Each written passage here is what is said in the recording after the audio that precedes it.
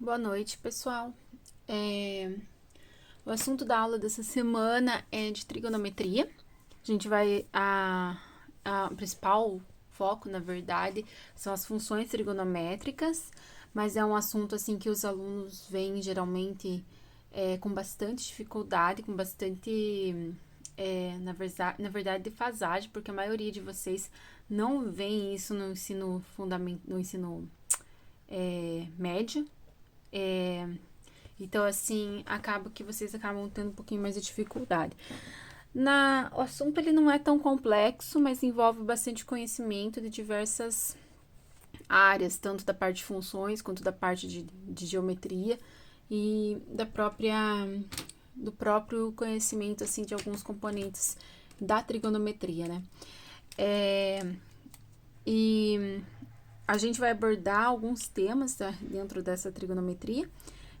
Eu não vou trabalhar apenas as funções trigonométricas, eu vou fazer uma revisão bastante ampla do assunto para que vocês possam ter uma boa base, porque é uma coisa que vocês vão utilizar aí para frente no curso por um bom tempo em diversas áreas, né? Então, eu vou começar falando sobre as relações trigonométricas no triângulo retângulo. Esse assunto provavelmente vocês viram no ensino fundamental. Seria um assunto do que hoje a gente chama de nono ano. Provavelmente vocês devem ter visto alguma coisa disso no ensino fundamental e também na física, no ensino médio, no caso. Fora as relações trigonométricas no triângulo, vou colocar aqui no triângulo. Na verdade, é um triângulo retângulo. Aqui é só para abreviar, vou colocar assim no triângulo. A gente vai ver a ideia de ângulo, de arcos e ângulos numa circunferência. A gente vai ver o conceito de ciclo trigonométrico.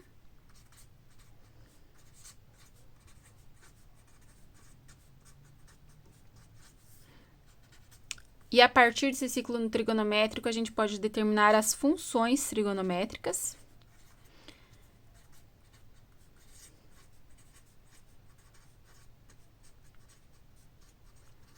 E, por fim, é um campo assim que geralmente não é abordado. Não sei, não faria parte da nossa ementa, mas eu acredito que para vocês terem uma boa base de funções trigonométricas e para vocês resolverem alguns problemas que vão se apresentar ao longo da disciplina de cálculo, vocês vão precisar ter conhecimento de algumas identidades trigonométricas, que são equações trigonométricas. Eu vou colocar aqui identidades, que é a forma que é mais conhecida, né?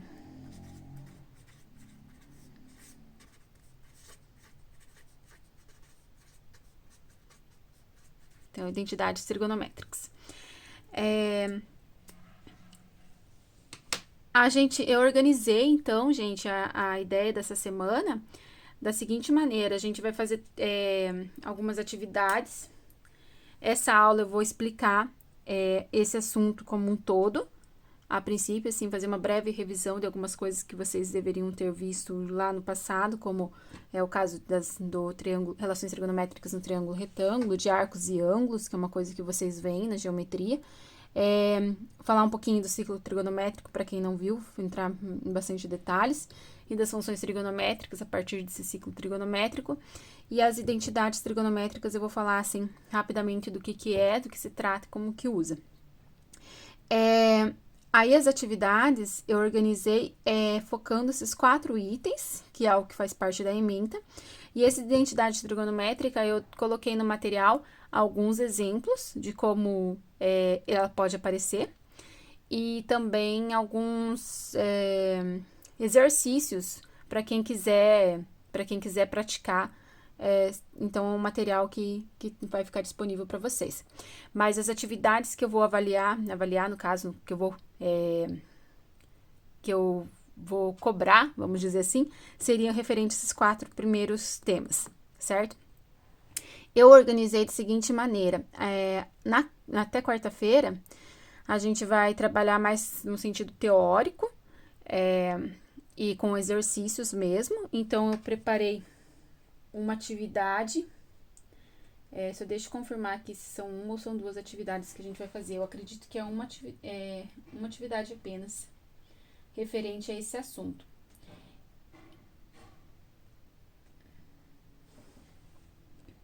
A princípio, assim, é uma atividade com exercícios gerais a respeito desses assuntos.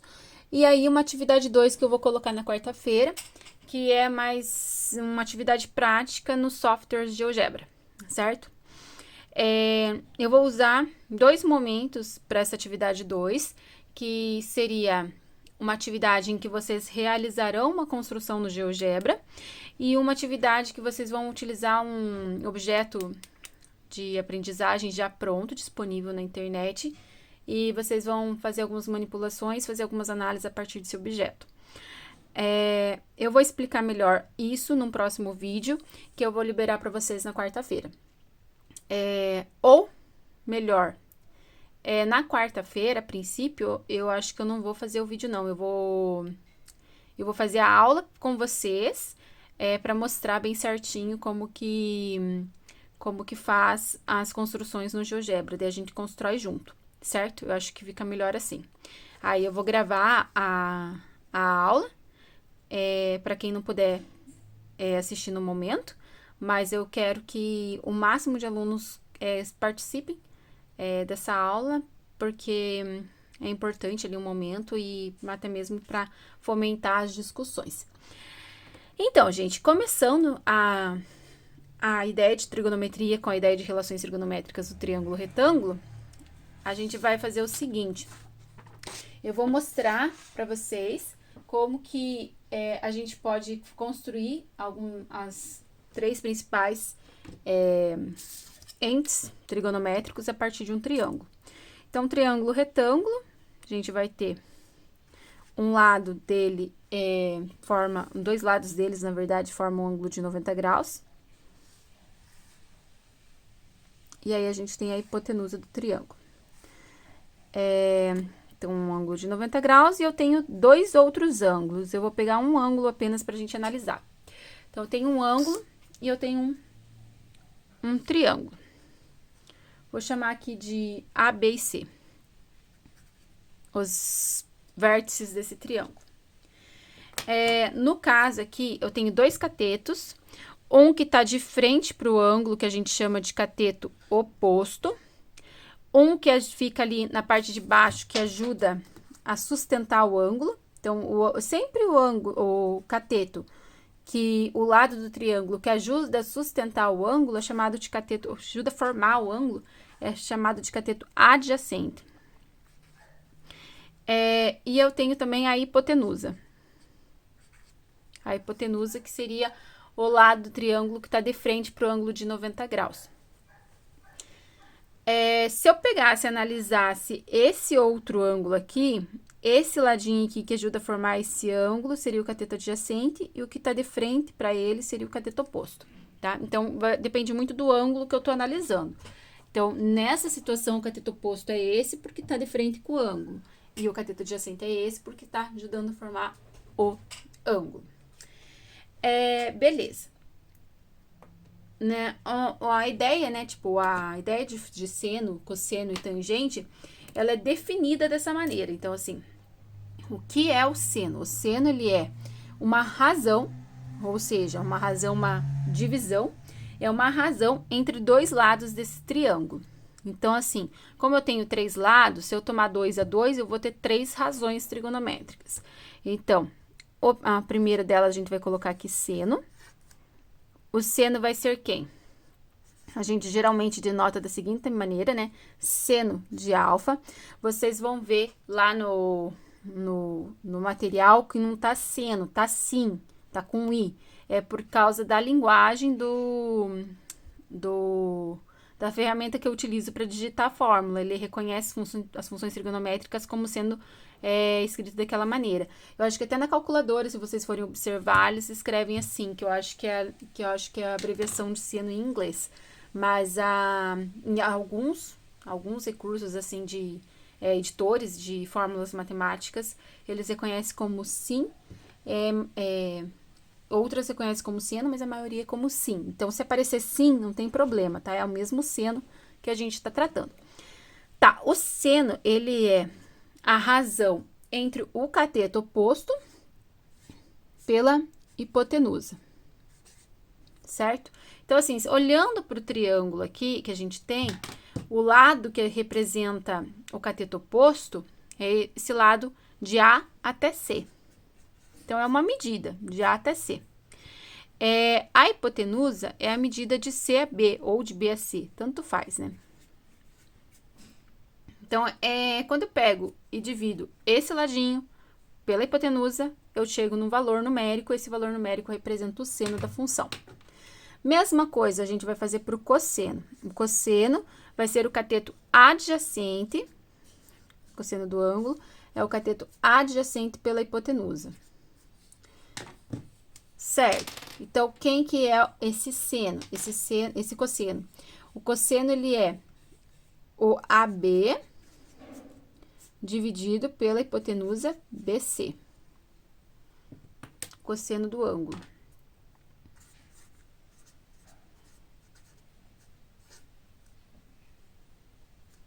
A tangente tem duas maneiras de calcular ela, né? A partir do triângulo, quem que seria a tangente? Então, assim, olha, eu já fiz a razão do cateto oposto pela hipotenusa, do cateto adjacente pela hipotenusa, e falta agora fazer a razão dos outros dois lados, dos dois catetos. Então, seria a razão entre o cateto oposto pelo cateto adjacente. Então, quando eu pego... Aqui também a gente tem um problema de notação. A gente, geralmente, quando está escrevendo, a gente escreve TG para tangente. Mas nos editores, sai como TAN, sai TAN. Então, se aparecer TAN e TG, é a mesma coisa que tangente, tá? Cateto oposto pelo cateto adjacente. Então, a gente vai substituir aqui pelos valores das medidas do triângulo. O cateto oposto é AC, o cateto adjacente é AB. Então, a gente pode calcular por meio dessas medidas, certo? Então, é assim que calcula seno, cosseno e tangente quando a gente está analisando um triângulo retângulo. Essas medidas servem para resolver problemas. Eu coloquei um exemplo para vocês verem lá no material instrucional, que é para medir altura. Geralmente, quando está relacionado a ângulo, tem um problema famoso sobre calcular a altura da pirâmide, tendo como base a sombra que ela faz no chão. Então, tem umas coisas assim. Mas, assim, como o foco principal não é esse o nosso foco principal, assim, eu só trouxe apenas a definição ali, e daí vocês podem dar uma olhadinha no exemplo que eu trouxe no material, que é mais para vocês relembrarem mesmo, tá? No caso da ideia de arcos e ângulos, também é mais no sentido de vocês relembrarem. Esses arcos e esses ângulos, quando a gente fala de arco, a gente já tá tratando de circunferência, né? Eu vou tentar fazer aqui uma circunferência, porque eu não tenho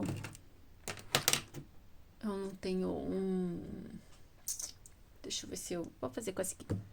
Vai ficar grande, mas não tem problema. Melhor do que fazer na mão, fica feio, né? Então, eu tenho aqui uma circunferência, e quando eu falo sobre arcos, eu tô falando, na verdade, de quando eu pego o centro da circunferência, traço uma determinada medida aqui, vamos fazer aqui pontilhadinho. Uma medida qualquer, a partir do centro da circunferência. E aí, quando eu faço essa fatia da circunferência, eu consigo separar ela em duas partes, né? Cada pedaço, geralmente a gente denota mais, a gente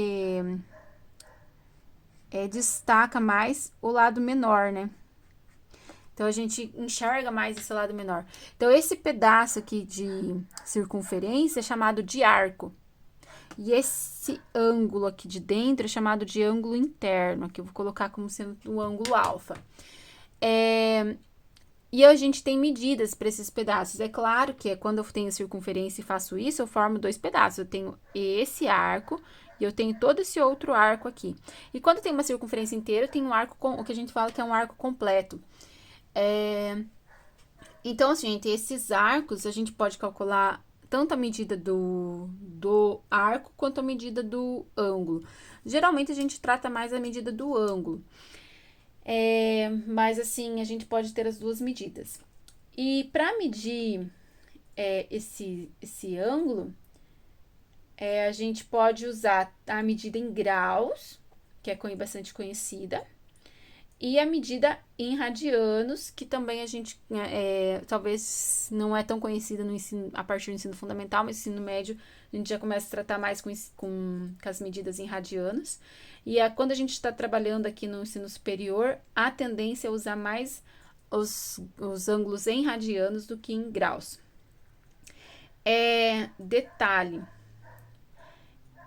essas medidas de ângulo servem também para a medida de um arco.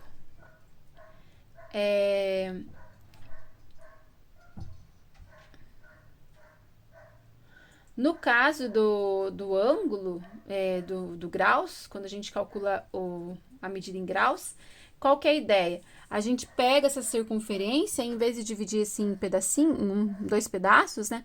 A gente divide ela em 360 pedaços, todos iguais. Cada pedacinho, se a gente dividir a circunferência, fatiar ela em 360 pedaços, cada pedacinho dessa,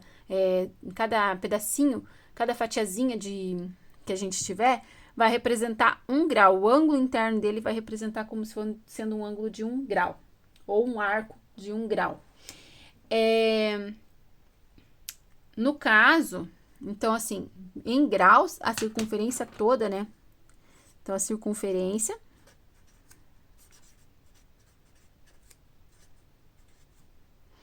toda mede 360 graus. Se eu divido ela em 360 pedacinhos, eu vou formar 360 graus, tá? Então, isso é uma medida que foi estabelecida, assim, tipo, vamos dividir uma convenção. Vamos dividir a circunferência em 360 graus e, a partir disso, cada pedacinho a gente vai chamar de 1 grau, certo? Então, é uma convenção. Quando a gente está trabalhando com radianos, essa circunferência, a volta toda da circunferência, a gente chama de 2π radianos. 2π radianos. Então, a ideia de graus e radianos, a gente pode trabalhar com a equivalência dela, né? No caso, os radianos, o que significa um radiano? O radiano é quando eu tenho uma circunferência aqui de raio R. Então, digamos que essa circunferência tem um raio qualquer, um raio R. O comprimento, quando eu pego um ângulo bem certinho aqui, de tal forma que esse comprimento desse ângulo, comprimento geralmente a gente denota por L. Se esse comprimento do ângulo for igual a R, que é igual à medida do raio, significa que esse comprimento vale 1 radiano, certo? Então, o radiano não é mais dividir a circunferência em 360 partes em 360 partes iguais. Os radianos a gente pega e estabelece, digamos, se meu raio é 5, eu vou pegar um comprimento 5 de circunferência. E aí, a partir de... Então, varia muito, assim, o tamanho aqui do arco em relação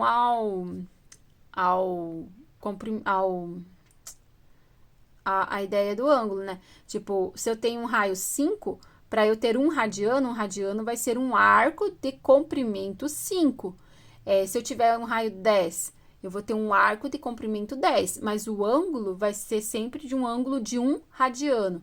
Então, tem essa diferença, tá? Então, não dá para confundir o comprimento ali do arco com a medida do ângulo, que vale 1 radiano, tá? O comprimento, posso dizer que o comprimento ali L vale 1 radiano, mas assim, ele vai ter uma medida em centímetros, o que é a nossa unidade de comprimento, que daí não equivale a essa medida do ângulo, tá? No caso, para calcular, então, se eu tenho um ângulo qualquer, né, esse ângulo qualquer, eu posso determinar qual é a medida desse arco, desse ângulo, na verdade, tendo o tamanho do arco, então, tendo o comprimento desse arco, e dividindo pelo valor do raio. Se o comprimento for R, R sobre R vira 1, que é 1 radiano. Se esse comprimento aqui for maior, aí eu vou ter uma medida diferente. Então, por exemplo, se o comprimento for 2 R's, então, no final da história, eu vou ter um ângulo valendo 2. Então, assim, se a minha circunferência, se eu for pegar, por que que esse daqui é 2R, né? É 2πr, ou melhor, 2π. Por que que uma circunferência toda tem comprimento no caso, o valor do ângulo mede 2π radianos, né?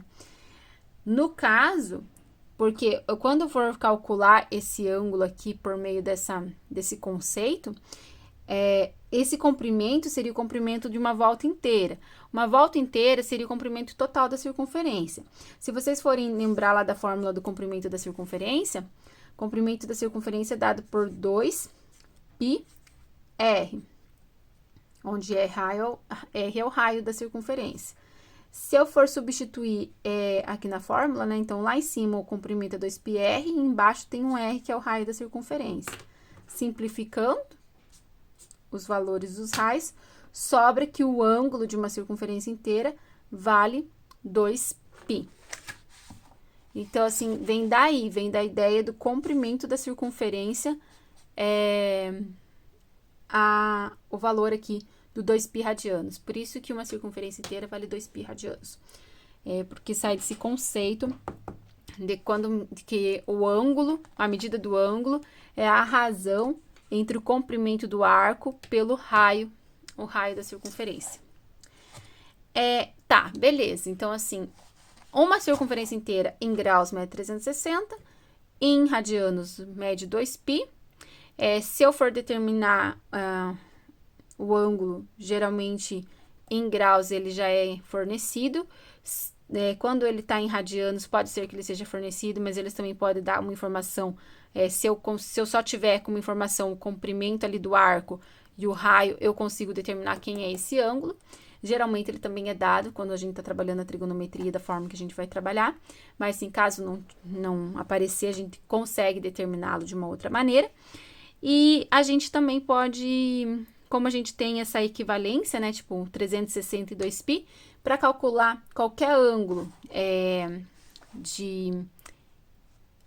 digamos que eu tenho lá a informação dele em graus e preciso dele em radianos. Então, assim, eu consigo fazer uma conversão de um para outro. Para fazer essa conversão, é uma ideia simples, é uma regra de 3. A gente chama, o nome da regra de 3 na matemática é proporção. É o nome correto, mas é comum vocês chamarem de regra de 3. Então, assim, a gente faz uma proporção entre essas duas informações e calcula qual seria o ângulo equivalente. Então, por exemplo, a gente sabe que 360 graus equivale a 2π, nossa mãe, a 2π, e digamos que eu quero descobrir quem é o equivalente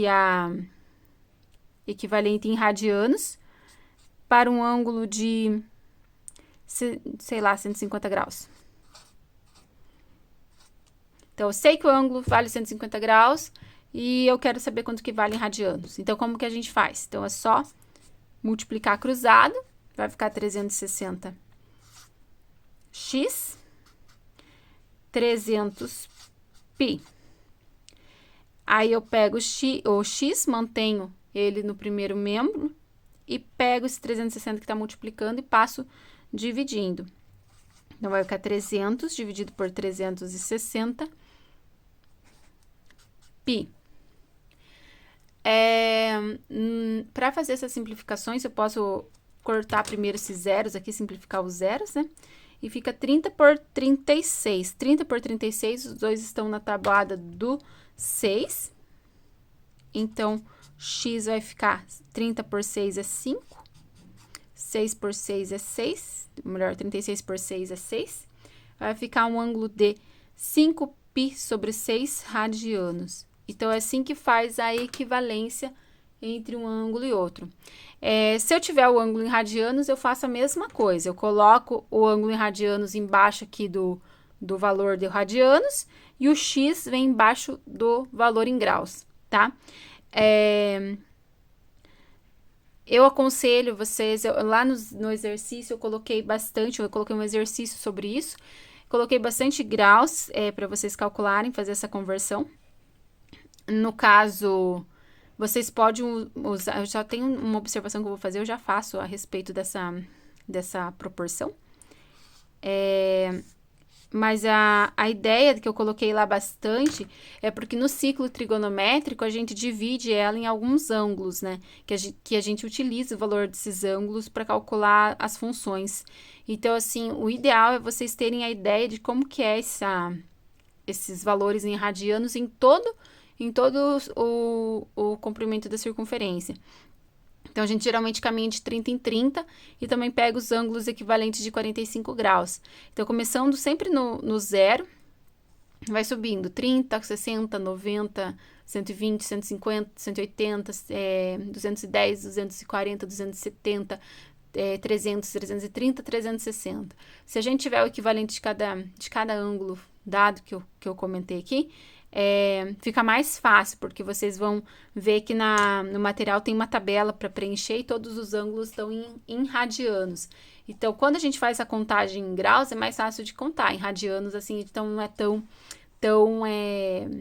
a gente não consegue, não é tão previsível. Então, por exemplo, sai aqui do 90 graus, que é π sobre 2, vai para o ângulo de 120 graus, que se eu não me engano é 2π sobre 3, e daí vai para o ângulo de 150, que é 5π sobre 6. Então, tipo, não é algo regular, tipo, não tem como determinar, assim, um a partir do outro. Então, a ideia é que vocês consigam fazer essa conversão para toda a circunferência que a gente vai trabalhar, certo?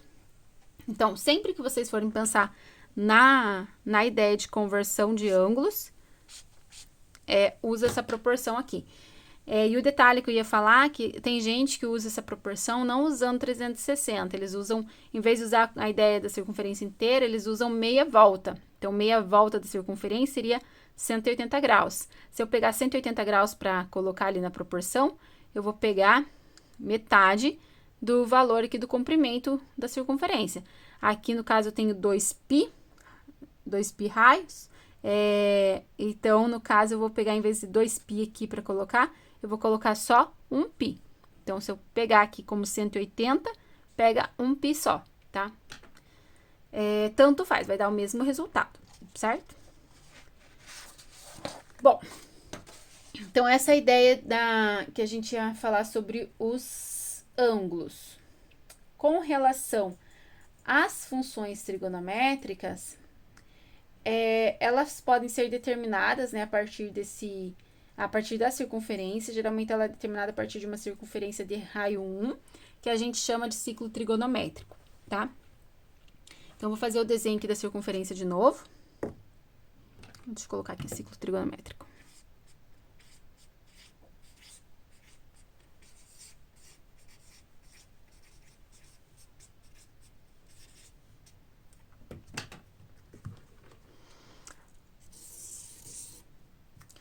Então, geralmente não, vou falar bem certinho.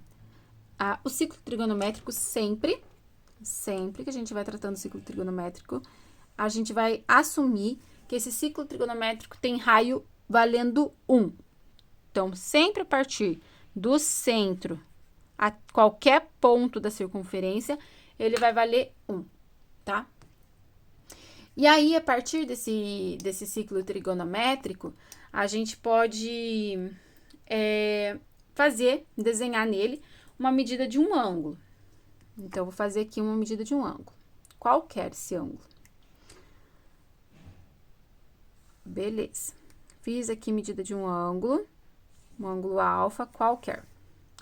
O que acontece, gente? Isso daqui que a gente marcou sempre é numa linha horizontal, que a gente vai acabar traçando aqui nele os eixos coordenados, tá? Então, o ciclo trigonométrico, ele sempre está localizado num sistema, eu vou colocar aqui, fechadinho assim mesmo, que eu acho que fica mais fácil vocês enxergarem. O ciclo trigonométrico, ele sempre está localizado num sistema cartesiano. Então, ele vai ter lá uma coordenada x e uma coordenada y, a gente poderia pensar. Ou a gente pode dizer que esse daqui é o eixo do cosseno e esse é o eixo dos senos, tá? Beleza, daí eu tenho lá o ângulo dado e eu tenho também o raio da circunferência, que sempre vai valer 1, certo? Então, o que a gente vai determinar nessa circunferência? Então, ela está centrada ali na origem do sistema e tem raio 1. Tá, quando eu escrevo esse ângulo, sempre que eu escrever um ângulo, eu vou conseguir fazer o desenho de um triângulo retângulo. E aí, nesse triângulo retângulo, a gente pode determinar aquela ideia de seno e cosseno e tangente que a gente vinha fazendo, certo? Então, no caso, o raio, gente, sempre que eu pegar do centro até alcançar a circunferência, eu tô determinando o raio. Então, o raio é 1. Se eu pegar daqui até aqui, também é 1. Então, o que acontece nesse triângulo? A hipotenusa sempre vai valer 1. Sempre a hipotenusa do triângulo vai valer 1. E aí, quando a gente for determinar o seno, a gente lembra lá do seno, que o seno é o cateto oposto. Eu vou colocar nomes dessas medidas, pra gente poder trabalhar de forma melhor, tá? Então, digamos que aqui seja um ponto A e aqui seja um ponto B. Esses nomes de ponto a gente pode dar nome qualquer, tá, gente? E aqui seria um ponto O, que é a origem do sistema cartesiano. O seno do ângulo, no caso, a gente viu lá no triângulo retângulo, ele é o cateto oposto pela hipotenusa.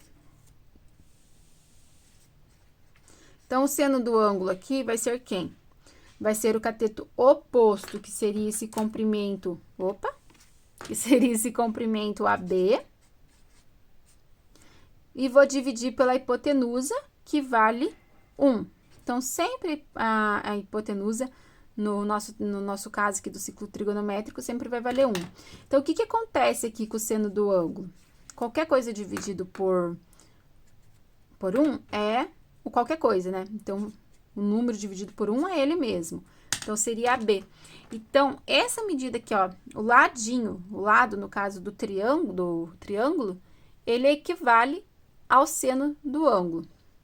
Isso quer dizer que só fazendo aqui mais claro, eu posso representar essa medida desse lado aqui do triângulo nesse eixo que a gente chama de eixo dos senos. Então, essa medida aqui é a medida do seno do ângulo. O comprimento, se eu pego uma régua e meço daqui até o ponto dado, né?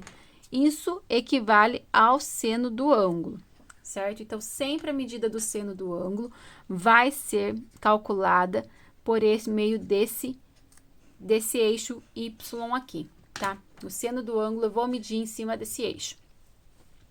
No caso do cosseno, vou colocar do lado de cá, a ideia é semelhante, tá? Então, o cosseno do ângulo vai ser o cateto adjacente pela hipotenusa. Tá, o cateto adjacente, nesse caso, quem que é? É o valor aqui que sustenta, é o comprimento aqui do lado que sustenta o ângulo. Então, seria comprimento, seria esse ladinho aqui, não sei se ficou fácil de vocês enxergar, gente. Mas seria esse lado amarelo. Vou tentar destacar ele. Esse lado do triângulo equivale, então, ao cosseno. Por quê? Porque ele é o cateto adjacente. Então, o cosseno do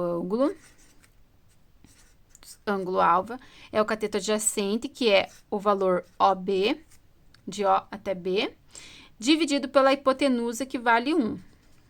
Então, cosseno do ângulo é a medida de O até B. Então, ou seja, ele fica sobre, enquanto o seno fica sobre o eixo dos senos, que é o eixo Y, o cosseno fica sobre o eixo do X, que é chamado do eixo do cosseno do ângulo. Então, o cosseno do ângulo é medido no eixo X e equivale a essa medidinha aqui do triângulo. Então, assim, conforme esse triângulo caminha, essa medida aqui da altura do triângulo e a base do triângulo altera. Então, se eu tiver um triângulo menor, um ângulo menor, digamos que alcance aqui, ele vai ter um comprimento maior aqui embaixo e uma altura do triângulo menorzinha. Então, como esse triângulo vai caminhar pela circunferência inteira, esses valores do cosseno e do seno vai ser alterado conforme as alturas e as bases dos triângulos, do triângulo que forma o ângulo, tá? E um detalhe, né, que como o raio aqui é 1, então, independente de qual valor que ele alcance, né, de qualquer ângulo que eu determine, sempre o máximo valor que ele vai atingir é o 1. Então, olha, 1 para o lado positivo, 1 para o lado positivo do seno. Quando eu venho para o lado de cá do eixo, eu tenho menos 1. E aqui para o lado de baixo desse eixo, eu tenho menos 1 também. Então, as duas funções, tanto o seno quanto a função cosseno, ela é limitada por causa do valor do raio que a gente tem para o ciclo trigonométrico. Então, ele não vai ultrapassar o valor 1. Nem o valor 1 e nem o valor menos 1. Então, sempre que eu estiver tratando de uma função seno da forma elementar. O que é a forma elementar? Então, quando eu estiver falando da função seno, sempre a função seno sai disso daqui, gente, tá? Onde alfa seria uma variável, então o alfa varia, e em decorrência da variação do alfa, o valor do cosseno e do seno varia também. Então, a gente forma uma função, tá? Aí, para definir certinho essa função, a gente geralmente escreve assim, ó, que o x, dependendo do valor de x, eu vou ter um determinado y, né? Então, a função y, f de x, igual a y, vai ser igual ao seno de um ângulo que vale x. Então, a diferença da minha notação aqui anterior é que na função a gente geralmente chama o ângulo de x e não de alfa, tá? Mas é só isso. Então, a função varia de x para um y, minha função y é a função seno, que varia de acordo com o x. A função cosseno é a mesma coisa. É uma função de x em y, onde y é igual a cosseno de x.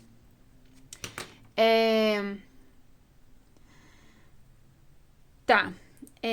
No caso, gente, da função... então, eu tava falando da função elementar, né? Então, a função elementar, ela tem essa carinha. Então, tipo, não tem ninguém acompanhando ela. Então, todas as funções, quando a gente fala que a função é elementar, é a função da forma mais simples. Então, mas o que acontece? Quando eu tô trabalhando numa função qualquer, pode acontecer que outros elementos, que eu não tenha a função na forma mais elementar, na forma mais simples. Pode ser que ela apareça assim, ó. Tipo, um A qualquer, seno de bx mais um c. Então, ou um c dentro do argumento. Então, assim, tem essa variação. Então, assim, se o A, dependendo do valor de A, ele vai alterar o formato da curva. Dependendo do valor do B, ele vai alterar também o formato da curva ou o posicionamento da curva no gráfico. O valor do C também, ele tem uma função. Então, geralmente, quando ele está na forma elementar, esse A vale 1, esse B vale 1, esse C vale 0, tá? Então, não é que ele não existe, esses valores de A, B e C. Eles existem, mas eles acabam não aparecendo, porque se o A é 1, ele não aparece. B é 1, ele também não aparece. C é 0, ele não aparece porque ele está somando. Então, ele tem Tem essa ideia. Então, quando eu falo que a função ela é limitada e não vai passar do valor nem de 1 e menos 1, eu estou falando da forma elementar. Quando ele está assim, com outros elementos que sejam diferentes de 1 aqui e diferente de 0 aqui, eu poderia até colocar mais alguém aqui junto com o argumento do seno. Esses valores eles vão alterar o formato da curva e também o posicionamento da curva no gráfico. Isso a gente chama de transformação geométrica no gráfico. Tem um detalhe também que eu quero falar com vocês, que é o nome do que a gente coloca aqui dentro da função. Sempre que a gente coloca o ângulo que a gente coloca dentro do seno, de qualquer função trigonométrica, a gente chama de argumento. Então, se vocês escutarem ou virem essa palavra, argumento trata-se do valor que está ali atribuído dentro da função seno, que corresponderia ao ângulo, certo? Tá, então assim, nesse ciclo trigonométrico que eu representei aqui, eu deixei a função seno e a função cosseno. Eu só vou representar, tá um pouquinho já, bastante coisa já escrita nessa folha, mas eu vou representar aqui o eixo, um segundo eixo aqui que a gente chama o eixo das tangentes. Então, o que é uma tangente? É uma função que é uma reta que encosta. Então, ele é uma reta tangente, que tangencia, que encosta o ciclo trigonométrico. O que seria tangente quando a gente está tratando dela de uma forma geométrica no ciclo trigonométrico? Para determinar a tangente, a gente vai pegar esse ângulo que a gente tem aqui e vai prolongar esse ângulo até chegar nesse eixo. Tá, quando eu faço isso, eu determino aqui um comprimento em cima desse eixo, tá? Esse comprimento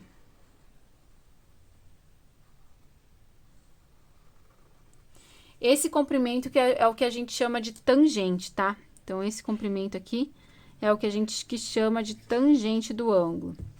E sai fazendo a ideia do cateto oposto pela hipotenusa. A hora que eu divido o cateto oposto pela hipotenusa, eu consigo esse valor aqui, que é a medida da tangente do ângulo. Existem outros eixos para as outras funções trigonométricas. Essas 3 funções trigonométricas que eu coloquei aqui são as 3 funções trigonométricas básicas. E como a gente... Deixa eu anotar lá numa outra folha para vocês entenderem a ideia da tangente. A tangente, gente, ela saía lá pela ideia do cateto oposto pelo cateto adjacente, né? Cateto oposto pelo cateto adjacente. No caso, o cateto oposto, ele é o valor de A até B. O cateto adjacente é o valor de O até B. Mas, como a gente viu aqui, o AB equivale ao seno do x. Então, tangente do ângulo pode ser escrito como sendo seno do alfa. E OB, ele é igual ao cosseno do alfa. Então, eu posso escrever a tangente por meio dessa relação. Então, todas as funções trigonométricas, fora o seno e o cosseno, todas elas são escritas por meio do seno e do cosseno. Então, assim, a tangente é uma relação entre o seno e o cosseno. As outras 3 funções, que é a função secante, a função cotangente e a função cossecante, saem a partir das próprias medidas seno e cosseno, tá? Essas medidas que eu comentei, que as demais funções trigonométricas, que não é tão conhecida assim, mas que a gente vai usar bastante, é a cossecante,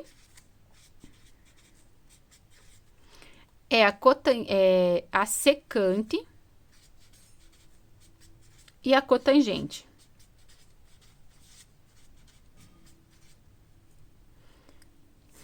Essas 3 funções, elas saem tomando o inverso de cada uma das demais, né? Então, a cossecante é o inverso da função seno do ângulo.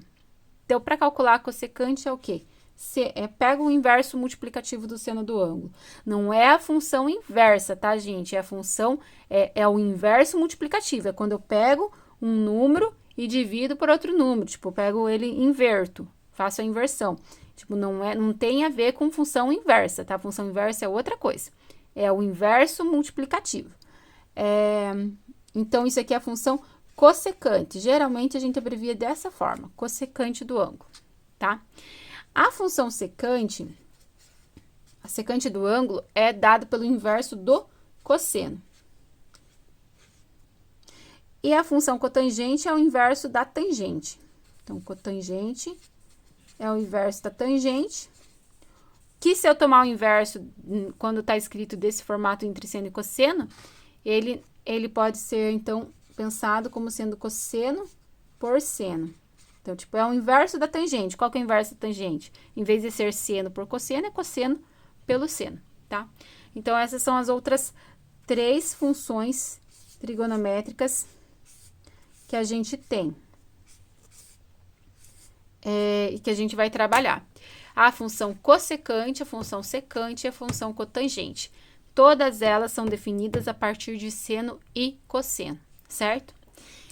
E esses valores, assim, eles representam uma medida no ciclo trigonométrico. Essa medida no ciclo trigonométrico, aí a gente pode determinar essa medida no ciclo trigonométrico por meio de mais um eixo, que é chamado do eixo das cotangentes, e também a secante e cossecante a gente consegue determinar quando a gente está analisando as medidas aqui em cima do próprio eixo aqui que forma o ângulo. Só um minutinho, gente.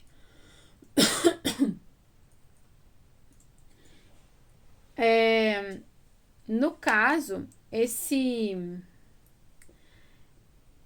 o eixo da cotangente é um eixo parecido com o da tangente, mas passando aqui pelo eixo Y. Esses eixos também é chamado, gente, de coeixos. Então, pode ser o coeixo X, no caso do eixo das tangentes, e coeixo Y, no caso das cotangentes. Então, mesma coisa, gente. O que é a cotangente? Vocês vão pegar, para ter a cotangente, né?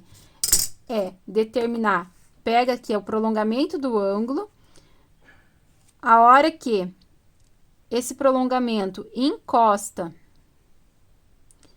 quando esse prolongamento encosta nesse eixo, esse comprimento é o que a gente chama de cotangente. Cotangente do ângulo.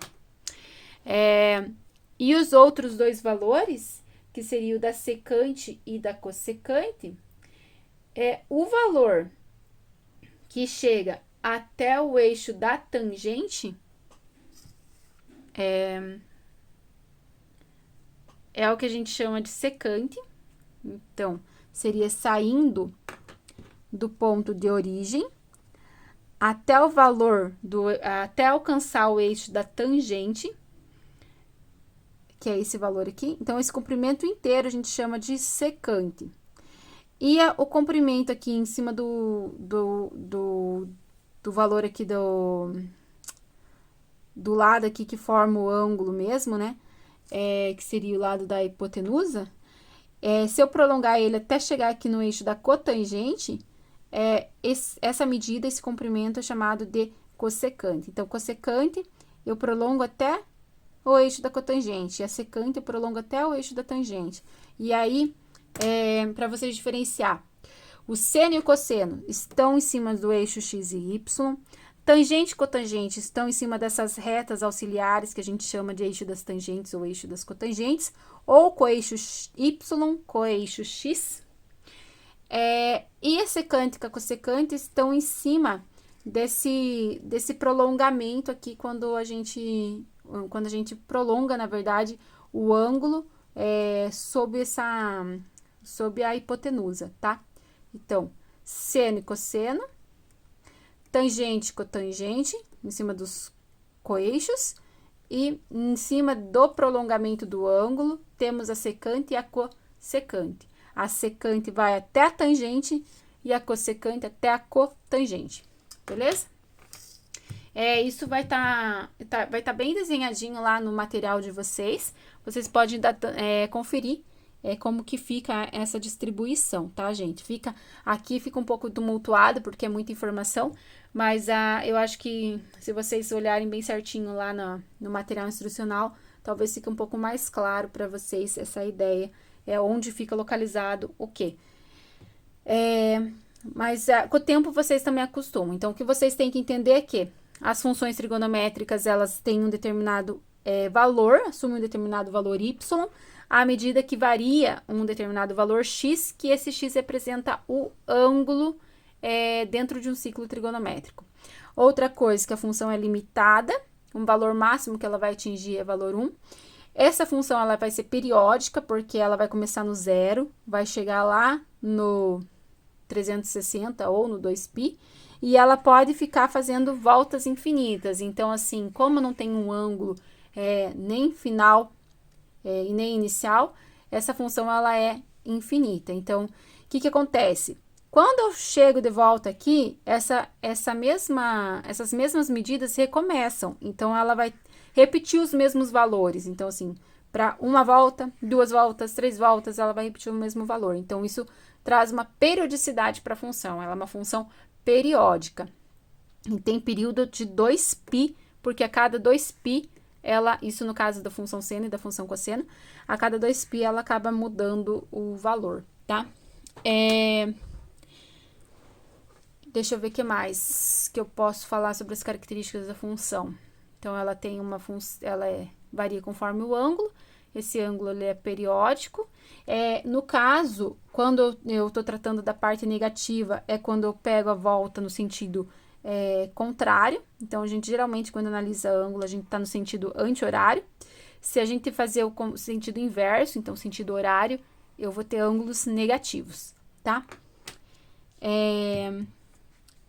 Então, a ideia das funções seria isso, gente. Para construir o gráfico dessas funções, eu vou construir o gráfico da função seno com vocês, para vocês terem uma ideia. E aí, lá no material de vocês, tem algumas construções feitas, que é o gráfico da função seno, da função cosseno, da função tangente, e aí eu deixei como exercício o das demais funções, tá? Então, vou mostrar para vocês como que é o gráfico de cada uma dessas funções, tá? Eu vou começar fazer esse gráfico num outro vídeo para não ficar muito cansativo, tá, gente? Então, eu vou liberar um outro vídeo com a construção desses gráficos, ok? Então, obrigada no momento e bons estudos, e espero que o material os ajude.